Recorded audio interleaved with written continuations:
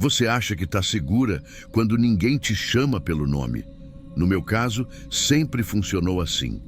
Desde que comecei a trabalhar nessa casa lá no centro de São Luís, fazia questão de manter as coisas separadas. Uma coisa era meu nome de verdade, outra era o nome que os clientes recebiam. Nada de rede social, nada de papo fora do horário, nada de olhares demorados demais.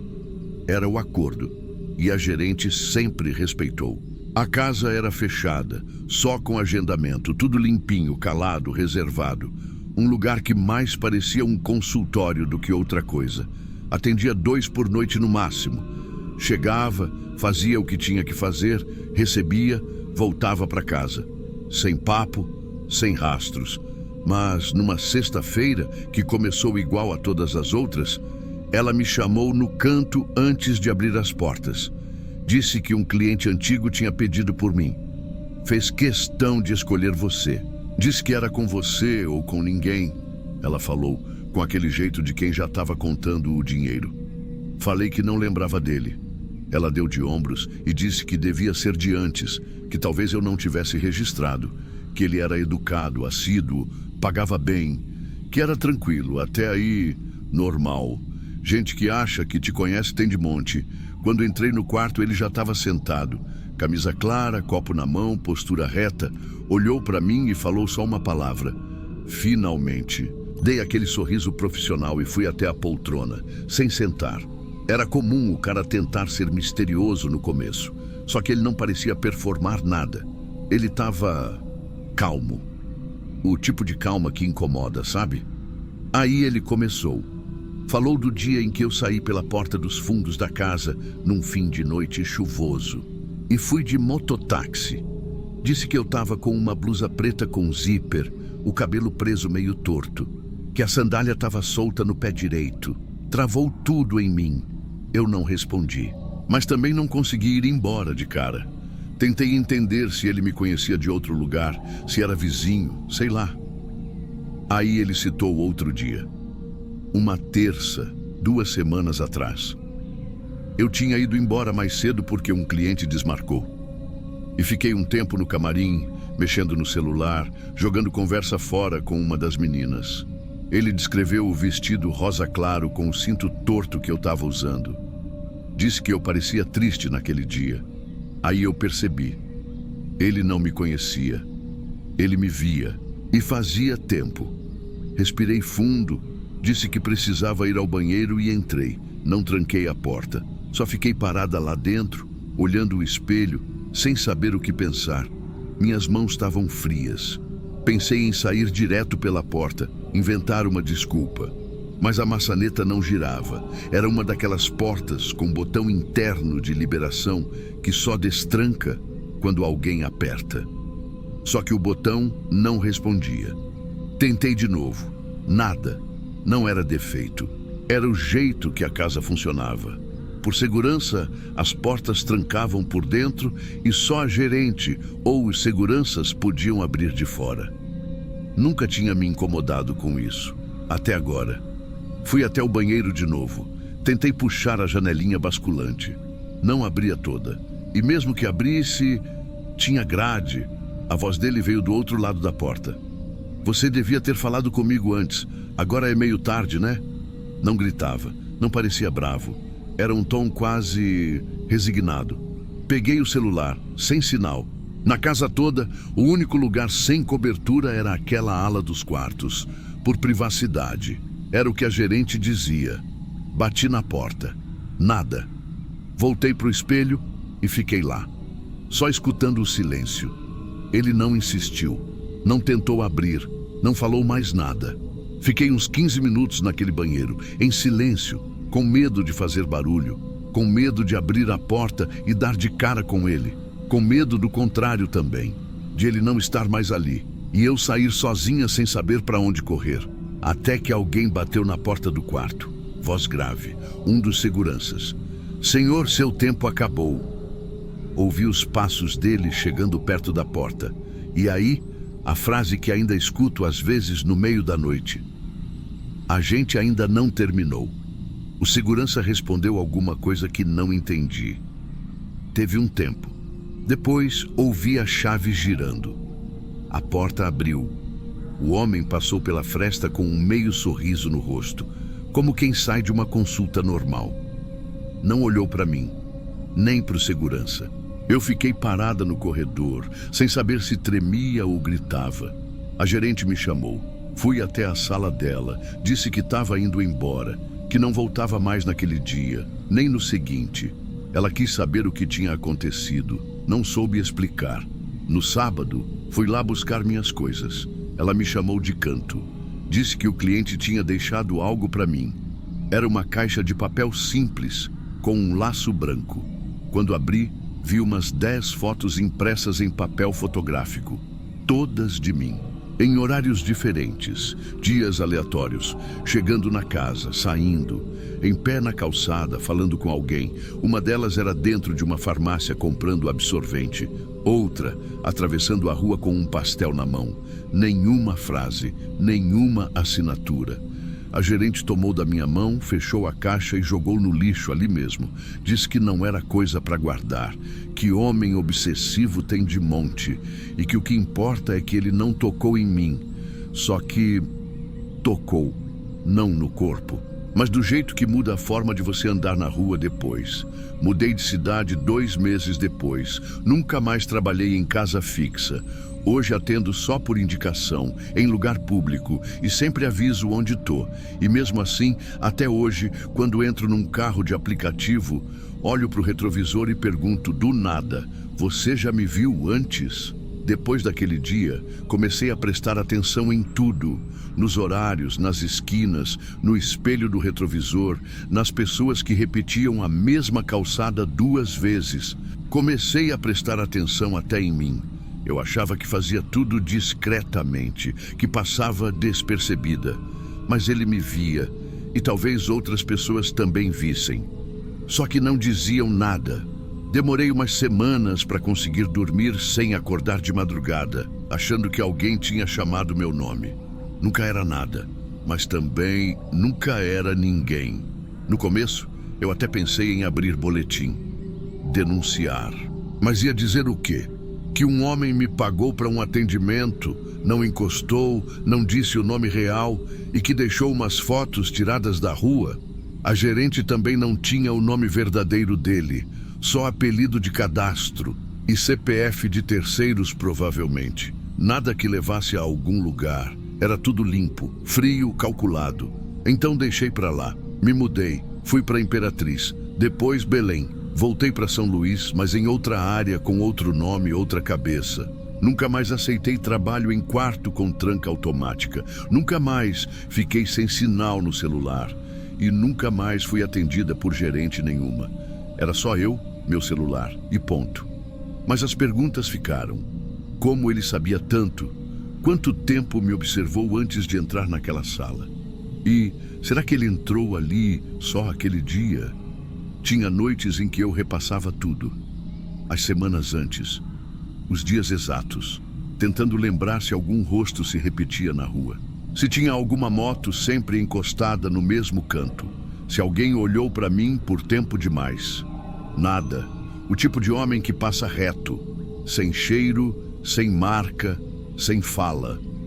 Uma vez, uns 3 meses depois, fui chamada para um atendimento em hotel. Cliente novo. Contato passado por uma conhecida, tudo certo. Ambiente público, recepção ativa, corredor com câmera.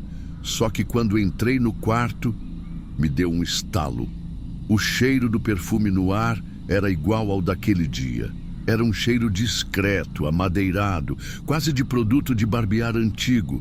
Mas estava lá. O cliente era outro homem. Cabelos grisalhos, óculos, jeito cordial, educado, roupas simples. A gente conversou 5 minutos, trocou o básico e no meio do papo ele disse uma frase que congelou minha espinha. Você tem uma presença difícil de esquecer.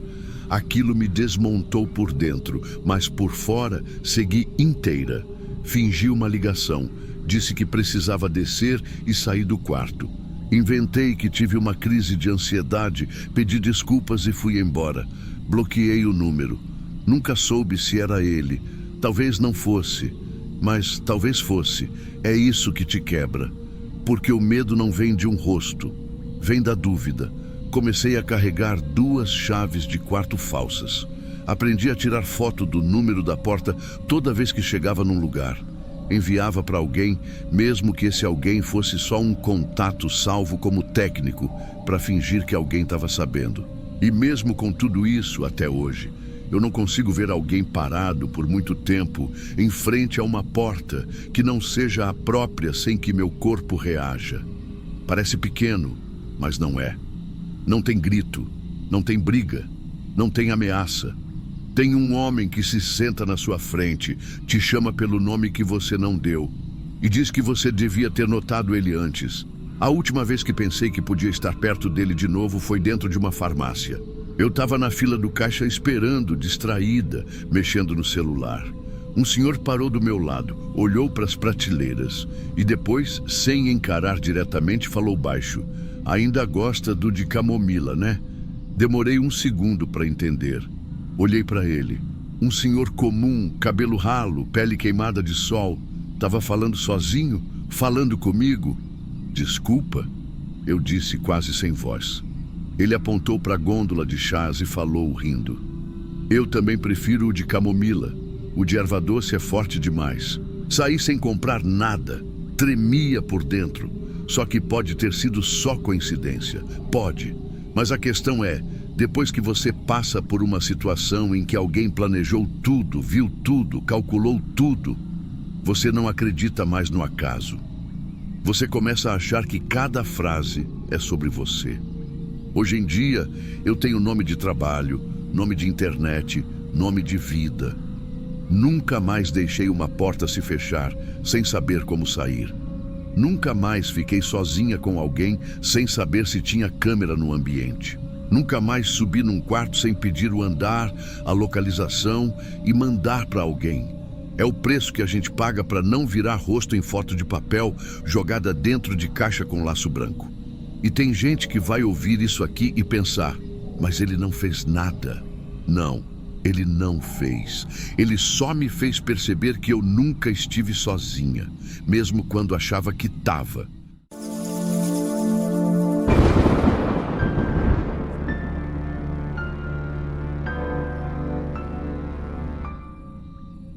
Tem cliente que a gente topa mais pelo instinto de sobrevivência do que pelo dinheiro. E é doido dizer isso porque foi um dos poucos que pagou adiantado, sem questionar valor, sem pedir desconto, sem nem negociar tempo. Só que foi justamente por isso que eu fiquei com um pé atrás desde o começo. Ele apareceu numa terça, final da tarde, por um número que eu nunca tinha visto. Foto de perfil apagada, nome nada a ver, mas falando com uma calma estranha. Disse assim: "Quero contratar um horário com você, mas não quero nada íntimo. Só quero que você vá até o hotel, entre no quarto, fique lá uns 10 minutinhos, tome alguma coisa do frigobar e vá embora. Só isso. Eu pago como se fosse o programa completo." Na hora, eu até achei que era zoeira. Mas ele foi direto, pediu chave Pix, mandou comprovante com nome de pessoa jurídica, ainda colocou na descrição serviço técnico. O valor estava certo, não tinha motivo para eu recusar. Só que o jeito dele falar, parecia que ele estava ensaiando, cada frase, cada vírgula. Respondi que podia ir no outro dia de manhã, e ele disse que já tinha reservado um hotel para mim, um desses na beira da estrada, entre Recife e Igaraçu. Mandou o nome, mandou o print da reserva. Era um hotel que eu só tinha passado por fora. Nunca atendi ali, mas parecia limpo. Disse que era para eu ir sozinha, que o recepcionista já ia saber. Achei esquisito, mas pensei: deve ser algum cara casado que tentara em câmera, alguma coisa assim. Vou entrar, sair e pronto. Avisei para uma amiga minha que trabalha comigo às vezes. Mandei print da localização e do comprovante. Ainda brinquei: se eu sumir, foi esse maluco aí. No outro dia, quando eu estava indo, o céu estava meio encoberto. Era umas 9h e pouco da manhã. Peguei um carro por aplicativo até a entrada da estrada e fui o resto de mototáxi, porque o hotel ficava bem afastado da avenida principal. Quando eu cheguei, a primeira coisa que me deu um nó na barriga foi o silêncio. Não tinha ninguém na recepção. Só depois de uns segundos apareceu um rapaz, novo, talvez uns 25 anos, com o uniforme todo amarrotado e um jeito de quem queria estar em outro lugar. Ele não perguntou nada. Só pegou a chave e falou: "Quarto 08, pode ir." Nem olhou na minha cara direito. O corredor era estreito, meio abafado, com o ar desligado. O quarto 08 era no final, quase colado numa porta de ferro escrita Lavanderia Funcionários. Quando abri a porta, senti aquele cheiro forte de desinfetante. Não era sujeira, o quarto estava até arrumado, mas parecia que tinham limpado às pressas. Tinha até um pano úmido jogado atrás da porta. Deixei minha bolsa no canto, olhei em volta. Tudo parecia normal, só um pouco impessoal demais. A cama feita, cortina fechada, televisão desligada. O ar estava ligado, mas mesmo assim o ambiente parecia parado, sem som nenhum. A única coisa que chamava a atenção era uma garrafinha d'água em cima do balcão, com o lacre meio torto, como se alguém tivesse colado de novo. Do lado da garrafa, um papelzinho escrito à mão: "Agora é só esperar." Eu dei um risinho, meio sem graça. Pensei, deve ter câmera escondida. É fetiche de voyeur, só pode. Peguei a garrafinha, olhei o fundo, sacudi. A tampa parecia lacrada, mas estava meio colada. Eu abri e dei um gole, só para cumprir o combinado. Água normal, sem gosto. Sentei na beirada da cama e fiquei olhando o chão. Me senti um pouco besta por estar ali, fazendo cena para um cara que nem teve coragem de aparecer. Só que, depois de uns minutos, eu comecei a sentir que tinha algo errado. Não comigo, com o ambiente. A luz do banheiro estava acesa, mas tremia, como se tivesse mau contato. O som do ventilador de teto oscilava, como se o motor tivesse falhando. E eu comecei a escutar um barulhinho repetitivo. Ping, ping, ping. Fui ver. Era a torneira da pia do banheiro, pingando num ritmo certinho, quase cronometrado. Eu nem lembrava de ter usado. Aí tentei abrir a cortina, mas a janela estava travada. E era daquelas que não abrem, só basculante com grade por fora. Tentei ligar a TV, sem sinal. Peguei o telefone do quarto para ligar na recepção, sem tom. Apertei o botão do interfone. Nada. Aquela sensação boa que eu tinha tentado sustentar virou um incômodo no estômago. Estava tudo quieto demais. A porta ainda estava encostada. Então fui levantar para sair. Girei a maçaneta. Não rodou. Tentei de novo, com força. Nada. Parei, respirei, pensei. Será que travei errado? Será que tem alguma trava por fora? Dei um riso nervoso, forcei mais, até bater o ombro. Nada de abrir. Foi aí que o coração começou a acelerar. Peguei o celular e liguei para minha amiga. Chamou uma vez e caiu. Tentei de novo. Chamou e cortou. Fui pro WhatsApp ver se o cara estava online. Última visualização, nada. A foto continuava em branco. Tentei ligar. Número desligado. Voltei para a porta, dei mais 3 batidas fortes. Alô? Tem alguém aí? Silêncio. Comecei a sentir o suor descendo pela parte de trás do pescoço. Mesmo com o ar ligado, o quarto estava ficando quente. Aquele pano molhado atrás da porta agora parecia encharcado demais. Como se alguém tivesse usado ali até agora há pouco. Foi nesse momento que a luz do quarto piscou. Pá! Piscou de novo. A televisão ligou sozinha, sem canal.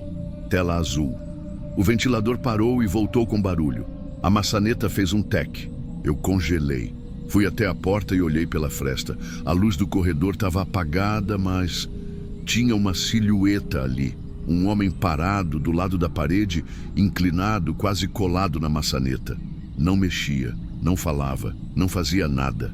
Só estava lá. Eu recuei 2 passos, sem fazer barulho. Segurei a respiração. Ele estava ali, parado, ombro encostado na parede, bem do lado da porta, como se soubesse exatamente onde eu ia olhar. Não tinha como ver o rosto. Estava escuro no corredor, só um brilho pálido vindo de algum lugar mais ao fundo. Mas dava para sentir que ele estava olhando. Eu não sei explicar como, mas dava. Fiquei uns segundos ali, imóvel, com a mão gelada na maçaneta. Pensei em gritar, mas minha garganta travou. Peguei o celular de novo, tentei mandar áudio para minha amiga, mas a mensagem nem carregava. A internet parecia ter sumido. Dei mais uma olhada na porta. A luz interna do quarto piscou de novo. Aí eu ouvi. Tec! A maçaneta girando por fora. Devagar. Milimétrico. Eu travei. Fui para trás, com o coração na boca. Procurei qualquer coisa perto. O único objeto mais firme era uma haste de alumínio que segurava o cabideiro no canto. Peguei, mais para ter alguma coisa na mão do que por coragem mesmo. A respiração começou a pesar. A mão tremia. A maçaneta parou. Silêncio. Foi aí que eu vi. Algo deslizando por baixo da porta. Devagarzinho. Como se fosse empurrado por alguém deitado do outro lado. Era uma coisinha preta, pequena. Uma câmera. Dessas de segurança portátil, com fio ainda conectado, apontada direto para o meio do quarto. Eu dei um passo, ergui a haste, mirei e chutei a câmera com toda a força. Ela voou para trás, o fio esticou e sumiu puxado de volta. Na mesma hora, escutei um som de metal arranhando do outro lado, como se tivessem enganchado em alguma coisa. Depois, passos rápidos, sumindo corredor afora. Eu comecei a chorar. Não forte, mas daqueles choros que você prende para não fazer barulho. Meu braço tremia tanto que mal segurava o celular. Sentei no chão, encostada na cama, e fiquei ali uns minutos, pensando, se eu não sair até agora, ninguém vai vir me tirar. Tô sozinha. Foi então que ouvi um barulho no corredor. Um passo, 2, 3, mais leves, como se alguém estivesse hesitando. A porta recebeu 2 batidas, suaves. Aí a voz do recepcionista. Moça, desculpa, houve um engano, vou abrir. Eu nem respondi. Só fiquei em pé, trêmula. Ele destrancou com uma chave mestra e empurrou a porta só o suficiente para mostrar o rosto. Tava mais pálido do que antes, suado, com uma mancha de desinfetante na barra da camisa. E olhos arregalados, como se ele também tivesse medo. Ele olhou rápido para trás do corredor e falou, pode ir, me desculpa mesmo, não esperei ele dizer mais nada, saí com tudo. Nem peguei a garrafinha, nem olhei para trás. Corri até a recepção, mas não tinha ninguém. Abri a porta da frente no tranco. O sol do lado de fora queimava os olhos. A estrada estava quase vazia. Nenhum carro, nenhum movimento. Só o som dos pneus de uma moto lá longe, vindo devagar. Levantei o braço feito louca.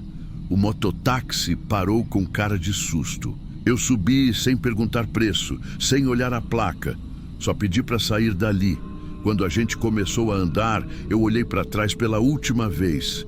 E juro, na janela do quarto 08, que agora estava com a cortina aberta, tinha uma sombra de alguém parado. Muito quieto, mas pode ter sido coisa da minha cabeça. Ou não. Cheguei em casa 12:30 e pouco. Joguei a roupa fora. Tomei banho por quase 1 hora. Depois, deitei no chão da sala e fiquei olhando para o teto. Desativei meu WhatsApp de trabalho naquele mesmo dia. 2 dias depois, acordei com a notificação do banco. Pix recebido, valor maior do que o anterior. Mesma conta. Na descrição, você foi perfeita. Não respondi, não bloqueei, não fiz nada. Porque no fundo, eu não sabia o que era pior. Fingir que nada aconteceu ou dar a chance de ele achar que eu estava disponível de novo. Fui até a delegacia da minha área. Levei tudo, prints, comprovantes, até a notinha escrita, agora é só esperar. O policial me ouviu, anotou o básico e falou, olha, você foi por vontade própria, né? E não chegou a acontecer nenhum ato direto. Infelizmente, sem um boletim médico ou câmera de segurança mostrando agressão, a gente não consegue registrar. Foi assim que terminou, sem boletim, sem investigação, sem resposta. Mas toda vez que meu celular vibra de madrugada, meu corpo ainda trava. E eu nunca mais entrei em nenhum quarto número 08, nem mesmo para limpar.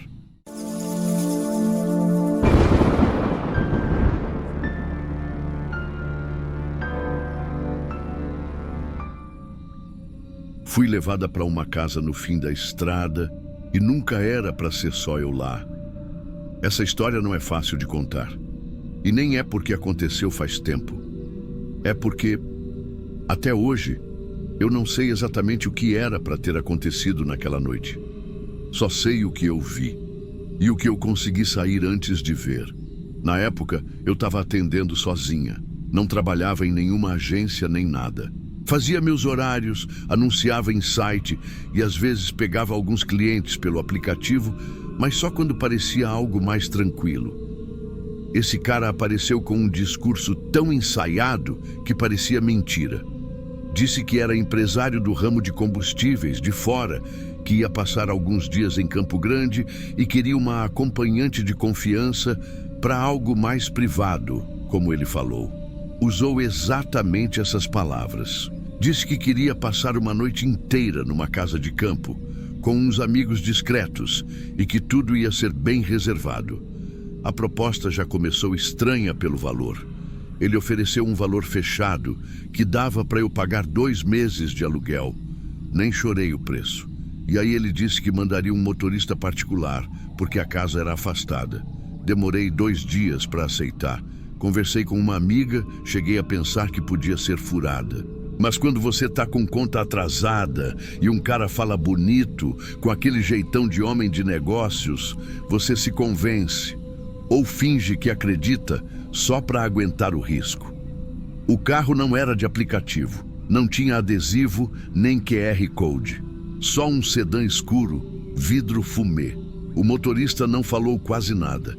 Eu tentei puxar papo no começo, tipo para aliviar o clima, e ele só respondeu com: "Tô focado no trajeto, moça." No início da viagem, eu estava tranquila. Tinha até mandado localização para minha amiga, só por precaução. Mas conforme a gente foi saindo da cidade, indo por umas estradinhas mais escuras, aí começou a bater aquele arrependimento. Eu olhei no GPS e vi que já tinha dado mais de 1 hora. E de repente, o sinal começou a falhar, a localização travou. Mandei um áudio para minha amiga falando onde eu achava que estava, mas ele não carregou. Nem sei se foi. A tela ficou só naquele enviando. Depois disso, o carro entrou numa estradinha de chão, escura, meio torta, com mato para os 2 lados. Não era estrada de fazenda. Parecia mais estrada de quem não quer ser achado. Quando a gente chegou na tal casa, o lugar era diferente do que eu esperava. Era grande, todo pintado de azul claro, mas já desgastado, tipo pintura velha, desbotando. As janelas tinham grade, não grade de proteção, mas daquelas decorativas, só que pareciam firmes demais para ser só enfeite. O portão abriu sem o motorista fazer nada. Acho que tinha alguém dentro, ou sensor. Lá dentro estava tudo iluminado, tipo clima de evento mesmo. Tinha 2 pessoas de terno perto da entrada. Não falaram nada, só olharam. Eu entrei com a sensação de que estava entrando num lugar onde todo mundo já sabia o que ia acontecer, menos eu. Na sala tinha uma mulher mais velha, que parecia ser a responsável por tudo. Ela me recebeu com um sorriso que me deu um arrepio estranho. Aquele tipo de sorriso que tenta parecer simpático, mas é vazio, seco.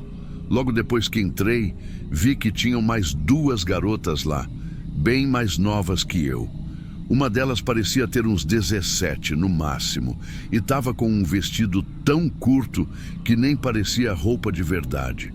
A outra tentava puxar papo comigo, mas foi interrompida no meio pela tal mulher que só disse: "Agora é hora de subir e se arrumar." Eu fui levada para um quarto no 2º andar. A escada era de madeira, meio bamba. O quarto era simples, cama arrumada, ventilador de teto ligado, e uma coisa me travou por dentro. A tranca da porta era por fora. Fiquei ali parada, olhando aquela tranca. Não era nova. Tinha marca de uso, como se fosse comum trancarem gente ali. O quarto tinha uma bolsa em cima da cômoda. Estava aberta. Tinha maquiagem espalhada e um documento dentro. Era um RG. A foto era de uma garota que eu já tinha visto antes. Não pessoalmente, mas eu jurava que era uma menina que tinha sumido há meses. Tinha um grupo de acompanhantes do Centro-Oeste que falava dela direto. Sumiu do nada, não atendia mais, perfil apagado. Na hora que vi o nome e a foto, senti meu corpo inteiro gelar. O documento estava meio manchado, mas dava para ler. Foi aí que a ficha caiu. Aquilo não era um programa, era alguma outra coisa. E a gente era só o produto. A sensação era de estar numa espécie de vitrine. Aquela casa era uma fachada e a gente ia ser mostrada para alguém que ainda ia chegar. Eu não sabia se era para ser entregue, filmada ou sumir também. Comecei a ficar tonta. Me fechei no banheiro e tentei pensar no que fazer. Quis pular pela janela, mas tinha grade ali também. Olhei para o ventilador, para as paredes, tudo fechado. O único jeito era sair pela porta. Aí eu pensei numa coisa, se eu fingisse que estava passando mal, talvez alguém viesse. E foi o que eu fiz. Me joguei no chão, forcei a respiração, derrubei o copo d'água no chão para parecer que tinha desmaiado. E esperei. Demorou um pouco, mas alguém bateu na porta. Era uma das funcionárias. Ela abriu só um pedaço, deixando a corrente de fora presa.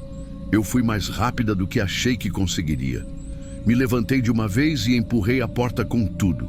A corrente estourou. A mulher caiu para trás e gritou, mas eu já estava descendo a escada, correndo descalça, sem olhar para trás. Saí por uma lateral da casa, entre um muro e uma lavanderia.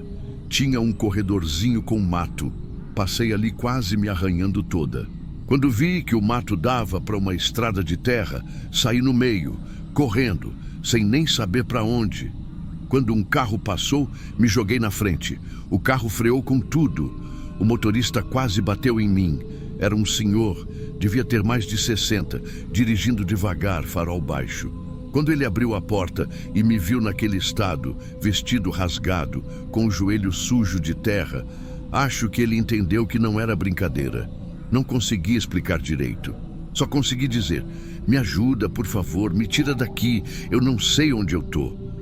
Ele me fez entrar, travou as portas, olhou pelo retrovisor algumas vezes e saiu acelerado.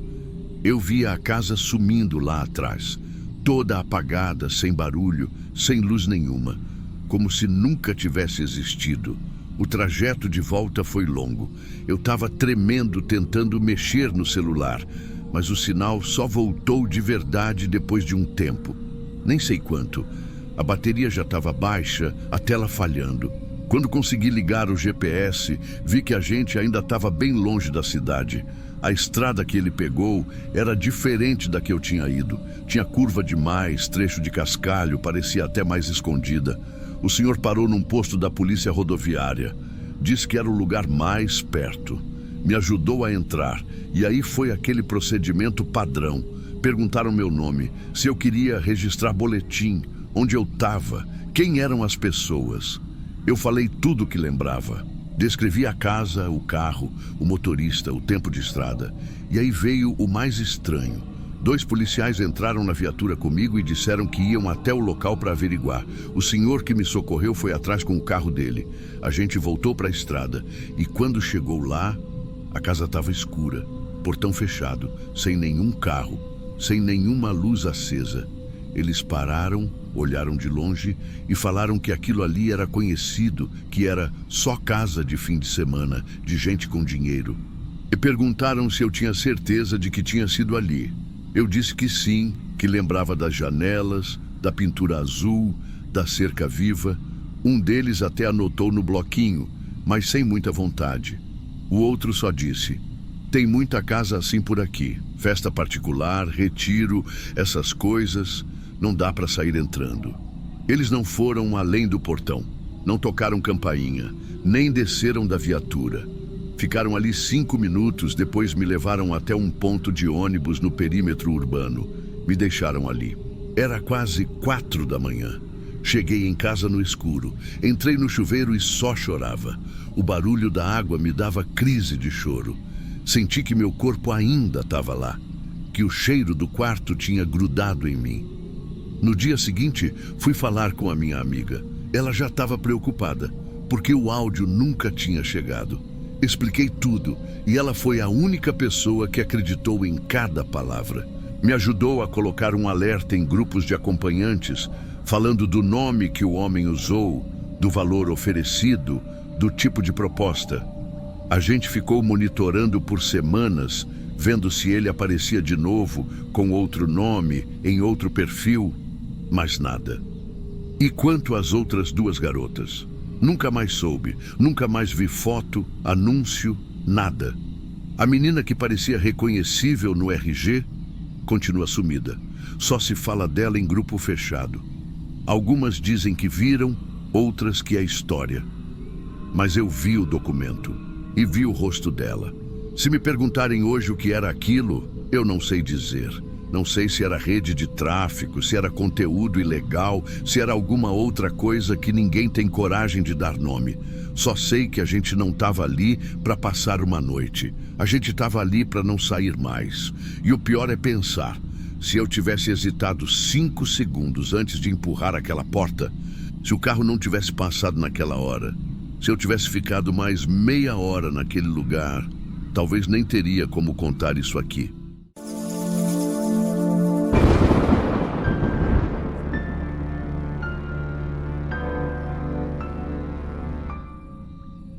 Tem uns detalhes que a gente só aprende depois de muito tempo na rua. E mesmo assim, tem coisa que passa. O atendimento foi pelo WhatsApp. Um número sem foto, mas com nome. Disse que tinha pegado meu contato por indicação, que era discreto, educado. Não falou nada demais. Foi direto. Queria marcar para uma noite, valor justo, e só pediu um detalhe. Queria um quarto com espelho grande. Desses de motel clássico. Ele escreveu: eu já ouvi de tudo. Tem gosto que a gente nem tenta entender. Perguntei se podia ser o Olimpo, ali na 262, mais escondido, entrada lateral, ninguém enxerga nada. Ele disse que sim, e pediu para eu só chegar direto no quarto, que ele ia entrar antes, já deixar tudo certo com a recepção. Fiquei com a pulga atrás da orelha, mas tinha algo no jeito como ele falava que parecia ensaiado. Frio demais, talvez, não grosseiro, mas também sem calor nenhum. Cheguei umas 9h20. Falei na portaria e o rapaz só disse: já estão esperando a senhora, e me deu a chave, sem precisar de documento nem nada. O corredor era longo, abafado. Quarto 27, quase no fim. Quando abri a porta, só uma luz azul fraca acesa, daquelas que mais escondem do que mostram. E ele estava ali, sentado na ponta da cama, meio curvado para frente, de cabeça baixa. Não levantou, não sorriu. Só levantou o olhar quando eu entrei por completo e fechei a porta. E foi aí que vi. Tinha um espelho enorme na parede da cama, como era esperado. Mas tinha outro, menor, atrás da porta, meio inclinado, como se fosse reposicionado de propósito. Ele só disse: pode ficar à vontade. E voltou a olhar para o espelho da frente. Nem parecia prestar atenção em mim. Fui até a bancada para deixar minha bolsa. Estava tentando entender o clima. Às vezes o cliente só precisa de tempo. Mas ali estava quieto demais. E foi nesse momento que reparei num porta-copos de acrílico em cima da bancada, com uma parte escura, redonda. Parecia lente. Não mexi, não encostei. Só olhei como quem não viu. Falei que ia ao banheiro, só para me afastar. Entrei devagar, fechei a porta. A luz ali dentro era ainda mais fraca. Só o som abafado do ar do exaustor. E aí ele falou, lá de fora: já tá gravando. Foram essas 3 palavras. Só. Do jeito mais calmo do mundo. Como quem comenta o tempo. Na mesma hora, olhei para a janelinha do banheiro. Era pequena, mas dava para o telhado da parte mais baixa do prédio. Era o que tinha. E eu sabia que tinha que agir antes dele levantar. Subi na privada sem pensar 2 vezes. Enfiei o braço contra o vidro. Não quebrei tudo de uma vez. Trinquei primeiro com o cotovelo, depois empurrei com o peso do corpo.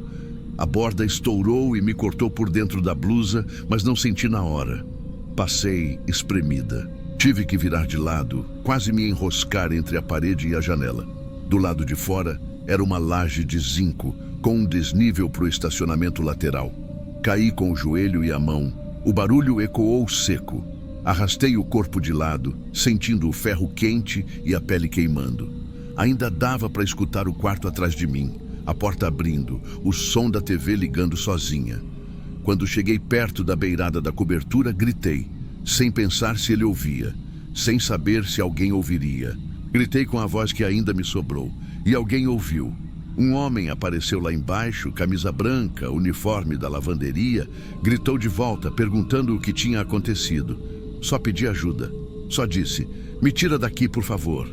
Ele correu, deu a volta e subiu num degrau lateral de acesso técnico. Esticou o braço, me puxou com cuidado. Eu tremia, mas me mantinha calada. Não chorei, nem conseguia. Me levou até os fundos, perto do galpão de limpeza. Uma mulher veio correndo, parecia gerente de alguma coisa. Quando expliquei por alto, ela chamou o gerente geral. Subimos de volta pela entrada de serviço, uns 5 minutos no máximo. Quando abrimos a porta do quarto, não tinha mais ninguém lá. A cama estava com o lençol puxado de lado e a luz azul agora parecia mais forte. A TV ainda ligada, passando um canal de música. O porta-copos tinha sumido. O espelho tinha marcas, como se alguém tivesse passado a mão por cima, com luva, mas não com raiva. Era como se tivesse alisado. No centro, juro que dava para ver um formato meio oval, como um rosto no meio do vapor. Mas quando a gente se aproximava, sumia. O gerente falou que devia ser impressão, que aquilo tudo parecia engano, que talvez fosse uma brincadeira, uma pegadinha de mau gosto. A recepção, segundo ele, só cumpriu o pedido do hóspede. Não tinha câmeras no corredor, nem no estacionamento. O número do cara era pré-pago e o nome provavelmente falso. Me ofereceram um café, uma carona. Recusei tudo. Pedi só para sair por onde entrei. Na mesma noite, mandei alerta nos grupos de acompanhantes. Escrevi o que tinha acontecido, sem dar detalhes demais. E em menos de 1 hora, 4 mulheres responderam. Todas com histórias parecidas. Sempre um homem frio, educado, sempre pedindo espelho. Sempre sumindo logo depois. Desde então, não aceito atendimento sem áudio, sem saber o rosto, sem saber o nome que pelo menos pareça verdadeiro. E toda vez que me lembro daquela frase, já está gravando. Eu me pergunto se o que ele queria mesmo era me ver, ou ver outra coisa no reflexo. Porque, por mais absurdo que pareça, teve um momento, um só, em que eu vi os dois. Ele na cama e outro rosto no espelho. E não eram iguais.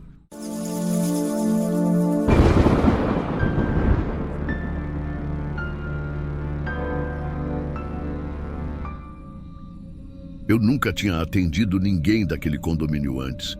E olha que tem anos que eu trabalho com isso, com uma clientela mais fechada, sabe? Sem anúncio, sem rede social, só indicação. Quem me passou o contato dele foi uma cliente minha, mulher. Ela me disse que ele era médico, viúvo, gente fina, mas que andava muito sozinho. Achei estranho na hora, mas enfim. Disse que ele precisava conversar com alguém, se distrair um pouco e que ele pagava bem. Quando ele me chamou no WhatsApp foi direto, mas respeitoso. Nada daqueles papos nojentos que a gente recebe às vezes. Ele escreveu que estava num período difícil de luto solitário e que buscava companhia leve e discreta. Até aí, beleza. O jeito que ele falava dava a impressão de que ele era mais velho, mais contido. Aí vem o valor. Ofereceu bem acima da minha média por 2 horas. Mas tinha um detalhe. Era para ser na casa dele.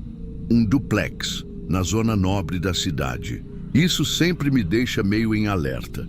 Mas como era indicação E o nome dele batia com o que a cliente falou, Dr. Elias, clínico geral, professor universitário. Eu fui. Chegando lá, o porteiro já estava avisado. Só pediu meu RG, tirou cópia e liberou. A portaria era chique e o apartamento ficava lá no último andar com uma varanda imensa, vista da cidade inteira. Ele abriu a porta com um sorriso pequeno, discreto. Tava de camisa social e calça de alfaiataria. Tudo muito arrumado, muito limpo. Perfume caro, mas suave. A casa era praticamente vazia. Tinha uma sala com um sofá bege, uma estante sem livros e uma mesa de jantar com 4 cadeiras. Nada pessoal, nenhuma foto, nenhum quadro com cara de casa vivida.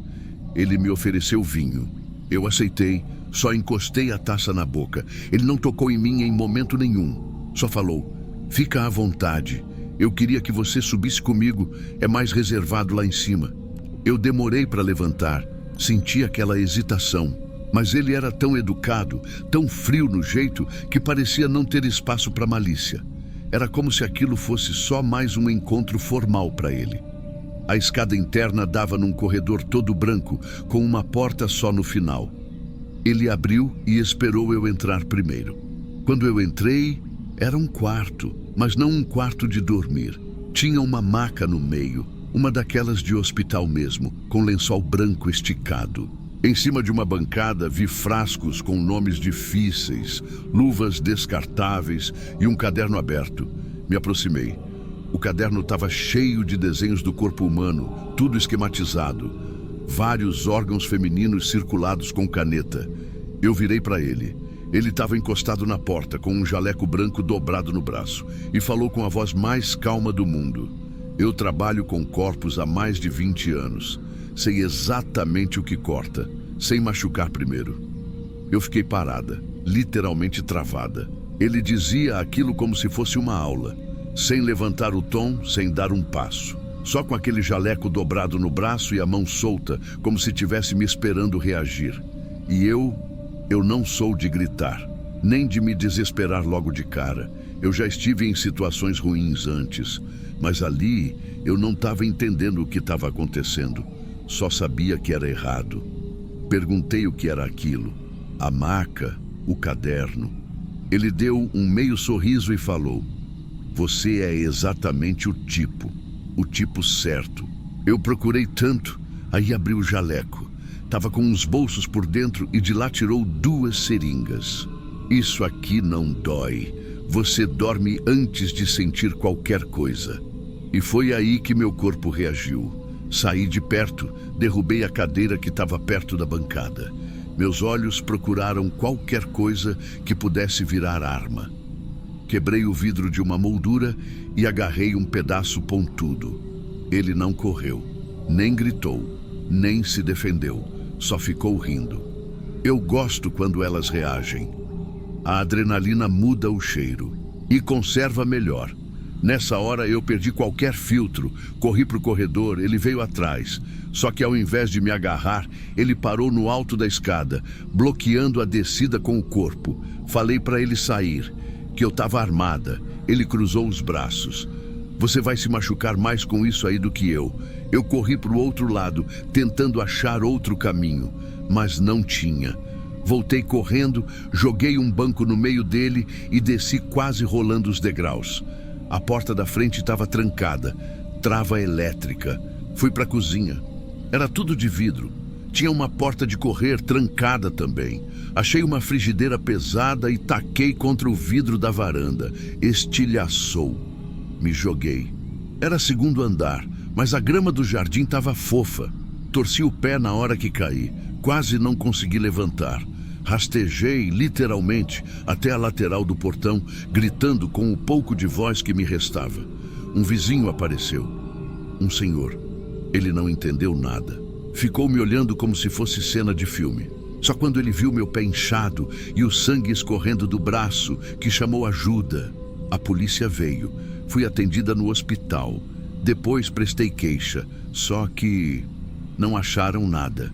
Não tinha nenhum Dr. Elias com aquele sobrenome no CRM da região. O apartamento estava alugado no nome de uma empresa fantasma. O jaleco, os frascos, tudo tinha sumido. Nem o retrato falado bateu com nenhum morador dali. Me disseram que pode ter sido um profissional expulso, ou um cara que estuda por conta própria. Ou pior, eu mudei de número, saí da cidade, mas eu ainda tenho o pedaço do vidro que usei naquela noite. Guardei numa caixa junto com outras coisas que me lembram que, às vezes, o maior perigo não é o cara estranho da rua. É o que te chama de minha querida, oferece vinho e usa jaleco passado.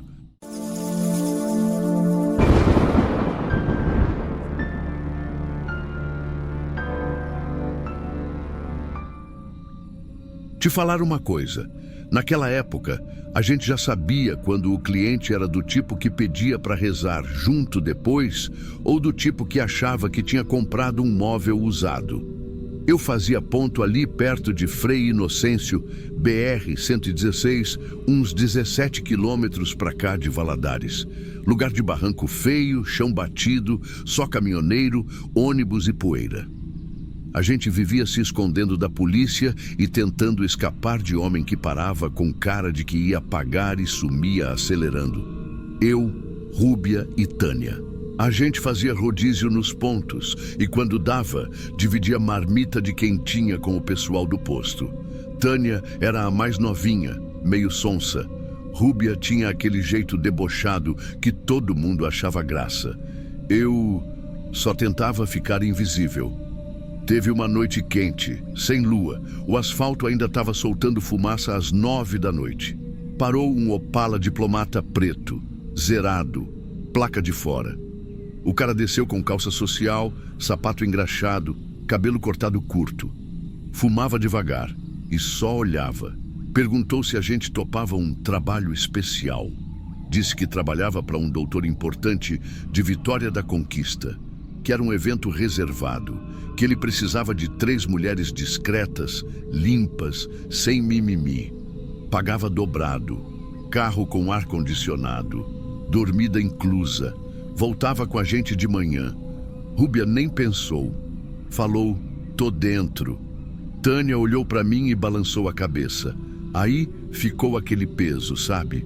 Aquele silêncio que pressiona. No fim, fui. Subimos no carro. Ninguém falou mais nada. O ar gelado fazia um lado do banco suar e o outro ficar seco. A estrada virou chão de terra depois de uns 30 minutos. E continuou. Mais de 2 horas. O motorista olhava pra gente só pelo retrovisor. Nunca pelo espelho lateral. Só no do meio. Quando chegamos, era tipo uma fazenda antiga com galpão e uns barracões com placa enferrujada do exército. Tudo meio largado, cheio de mato alto e portão pesado. O cheiro era de ferrugem e coisa molhada. Lá dentro não tinha festa, nem música, nem risada. 3 homens de terno, sem simpatia, sem nome, sem toque. Um deles só falava que a gente ia tomar banho, vestir as roupas que estavam na cama e esperar. Disse que o doutor chegava mais tarde. O quarto tinha uma cama de solteiro, espelho no teto com fita crepe rachando o canto e um balde com sabonete e toalha. Depois que a gente se trocou, levaram a gente para um galpão vazio, com cadeira de ferro e chão de cimento grosso. Um dos homens anotava coisa numa prancheta e chamava a gente de número.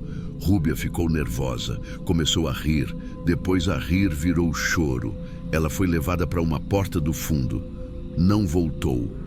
Depois que levaram a Rúbia, ninguém falou mais nada. Tânia ficou branca, literalmente. Deu para ver a pele dela arrepiar pelo braço. Sentou na cadeira e ficou ali, olhando para o espelho no teto como se estivesse vendo o próprio velório. Eu reparei que os homens, os 3, só cochichavam, como se a gente fosse mobília. Um deles riscou alguma coisa na prancheta e soltou. A número 3 está nervosa demais. Eu era a número 2. Tânia saiu andando, foi até o banheiro do galpão e ficou lá um tempo. Quando voltou, disse baixinho que a janela tinha grade, que nem dava para passar um braço. Lá para as 3 da manhã, chegou um carro mais novo, aqueles de executivo, preto, com farol que cortava o mato. Desceu um homem de terno branco, sapato de couro, cabelo lambido para o lado. Trazia uma pasta na mão. Ninguém apresentou ele. Só entraram com ele num galpão lateral e fecharam a porta. Eu ouvi barulho de corrente e depois um grito abafado. Um só. A Tânia não esperou. Ela levantou de um pulo e foi direto para a porta do banheiro de novo. Tentou forçar a maçaneta. Um dos homens foi atrás e puxou ela pelo braço. Ela esperneou, mas nem adiantou. A levaram. Fiquei sozinha no galpão. Me senti vazia. Nem medo dava mais. Era como se estivesse num lugar fora da realidade. Foi aí que pensei num plano. Idiota, mas foi o que deu. Peguei o sabonete, mordi um pedaço e engoli. Comecei a forçar o vômito, tremer, espumar. Simulei que estava tendo alguma coisa. Funcionou. Um dos homens entrou correndo, chamou outro. Disseram que não dava para entregar assim, que iam limpar e soltar na estrada. Me jogaram num carro menor, sem me deixar trocar de roupa. O homem que dirigia ficou em silêncio. Só olhava para o asfalto. Quando vi que o carro tinha perdido velocidade por causa de uma curva, me joguei para fora. Rolei no barranco e me enfiei no mato. Fiquei quieta ali até clarear o dia. Voltei para a estrada a pé, descalça. 2 carretas passaram por mim e nem diminuíram. A terceira parou. O motorista era velho.